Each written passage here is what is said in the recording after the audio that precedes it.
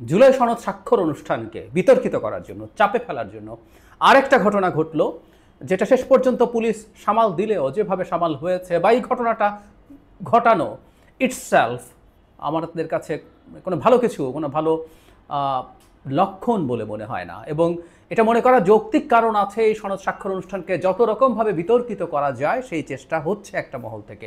এটা নিয়ে কোনো কনফিউশনের কিছু নাই, এর মধ্যে কোনো রকম কোনো দ্বিধা আমরা রাখতে চাই না।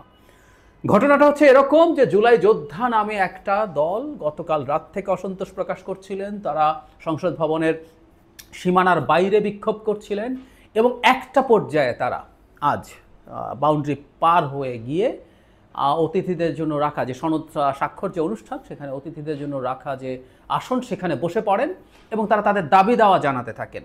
তাদের দাবি দাওয়া এরকম, আমি যদি দু একটা একটু পড়ি। তাদের মূল দাবি হচ্ছে দুটি। একটা হচ্ছে শহীদ পরিবার, জুলাই যোদ্ধাদের মৌলিক অধিকার সংরক্ষণ ও রাষ্ট্রীয় স্বীকৃতি প্রদান, শহীদ পরিবার ও জুলাই যোদ্ধাদের সুরক্ষা ও দায়মুক্তি আইন করে তার বাস্তবায়ন, এসব জুলাই সনদে অন্তর্ভুক্ত করতে হবে। তাহলে মানে আমরা খেয়াল করছি বেশ খানিকটা এরকম দাবি, যে স্বীকৃতি মানে মুক্তিযোদ্ধাদের যেরকম স্বীকৃতি। আমরা এই আলাপ করছিলাম দীর্ঘদিন থেকে, জুলাইকেও একটা চেতনা ব্যবসা, আওয়ামী লীগের সময় যে চেতনা ব্যবসাকে আমরা ঘৃণা করেছি, সমালোচনা করেছি, জুলাইয়ের চেতনা নামে এই ধরনের একটা জিনিস তৈরির চেষ্টা হচ্ছে এবং সেই ধরনের একটা ব্যবসা ফাঁদার চেষ্টা হচ্ছে, এটাও আমরা আসলে বলতেই পারি। সো সেরকম একটা দাবি আমরা বলতে পারি। কিন্তু যদি দাবি থাকেও, ইনফ্যাক্ট তারা গেছেন, তারা দখল করে নিয়েছেন এবং এরপর যেটা করতেই হতো, পুলিশ সেখানে তার অভিযান পরিচালনা করেছে। সেই অভিযানে যথেষ্ট ওই ঝামেলা হয়েছে বলা যায়। কারণ হলো পুলিশ তাদেরকে ওখান থেকে সরিয়ে দিতে গেলে তাদের অনেকে মঞ্চের দিকে যেতে গেছে, সেখানে পুলিশ বল প্রয়োগ করেছে, পুলিশ লাঠিপেটা করেছে, তাদেরকে ছত্রভঙ্গ করার পর অনেকে বেরিয়ে রাস্তার যানবাহন ভাঙচুর করেছেন।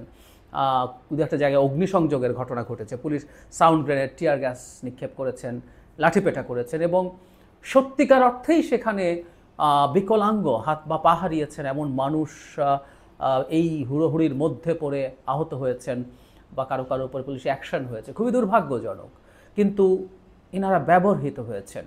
এখন যে কথাটা বলতে যাচ্ছিলাম, জুলাই সনদ স্বাক্ষর অনুষ্ঠানকে বিতর্কিত করার চেষ্টা হচ্ছে। আমি এনসিপি নিয়ে সকালে যে ভিডিওটা দিয়েছি, সেখানে আমি দ্ব্যর্থহীন ভাষায় বলতে চাইলাম যে শেষ পর্যন্ত এই অবস্থানটা নিয়ে এনসিপি আসলে ভালো করেনি এবং এনসিপি এটা করার মাধ্যমে জুলাই সনদ স্বাক্ষর নিয়ে তাদের মানে আমি প্রায় বলি যেটা, যে এই স্বাক্ষর নিয়ে যেভাবে হচ্ছে তাদের কিছু দাবি দাওয়া থাকতে পারে, কিন্তু এই স্বাক্ষর না করাটা তাদেরকে সবার কাছ থেকে আলাদা করে নিল এবং এটাকে বিতর্কিত করার প্রয়াস।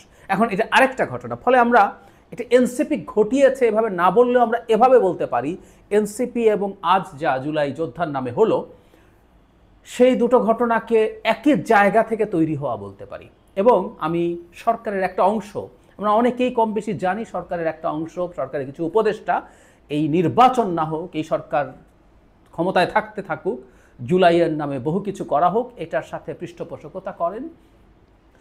তাদের একটা অংশ হয়তো এটার সাথে জড়িত ছিলেন এই পরিস্থিতিটা ঘটার জন্য।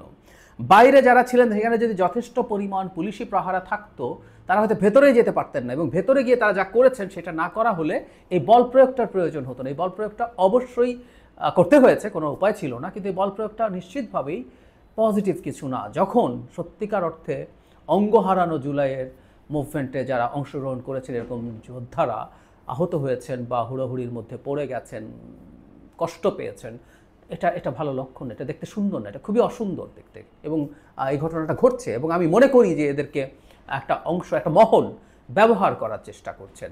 পুলিশ তো চাইলে বাধাটা দিতে পারতো, তাহলে এখানে গিয়ে যে বল প্রয়োগের ঘটনা ঘটছে সেই ঘটনাটা ঘটতো না। আমার কাছে খানিকটা মনে হয় যে এটা যেতে দেয়া হয়েছে, কারণ তারা যে যাচ্ছেন এই ভিডিও দেখা গেছে, খুবই অবলীলায় স্বতঃস্ফূর্তভাবে তারা ঢুকে যেতে পেরেছেন, এটা ঢুকতে দেয়া হলো এবং সেখানে একটা প্রশ্ন তৈরি হলো। এবং এই আজকের এই সনদ স্বাক্ষর অনুষ্ঠানের আগে এই বল প্রয়োগের ঘটনা নিশ্চয়ই একটা কলঙ্ক বা কালিমা তৈরি করলো।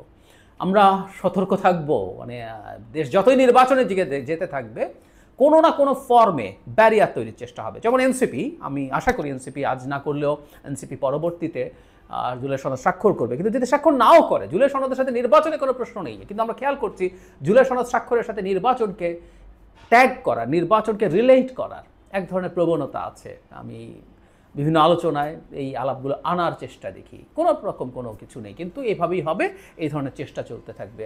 আমাদের এই নির্বাচনের মাধ্যমে একটা গণতান্ত্রিক বাংলাদেশে আমরা ফেরত আসার আগ পর্যন্ত আমাদেরকে নিশ্চয়ই খুব সতর্কভাবে চলতে হবে, এবং এই ধরনের যে কোনো অপতৎপরতা আছে, একটা মহল অপতৎপরতা চালিয়ে যাচ্ছে ফর শিওর প্রায় বলি দেশ রসাতলে যেতে পারে, কিন্তু এই সরকার থেকে যাওয়া নির্বাচন ভণ্ডুল হওয়ার মধ্যে ভারত আওয়ামী লীগের যেমন বেনিফিট আছে, এই দেশে থাকা কিছু অ্যানার্কিস্ট আছেন বা দেশের বাইরে থাকা কিছু অ্যানার্কিস্ট আছেন, খুবই ইনফ্লুয়েন্সিয়াল সোশ্যাল মিডিয়া ইনফ্লুয়েন্সার্স, তাদের তো বিরাট সুবিধা, কারণ তাদের ডিফ্যাক্টো ক্ষমতায় থাকা বা সরাসরি ক্ষমতায় থাকা আরও লম্বা সময়ের জন্য নিশ্চিত হয়। সুতরাং আমাদের এই লড়াইটা জারি রাখতে হবে নির্বাচনের মাধ্যমে একটা গণতান্ত্রিক সরকার তৈরি হওয়া পর্যন্ত।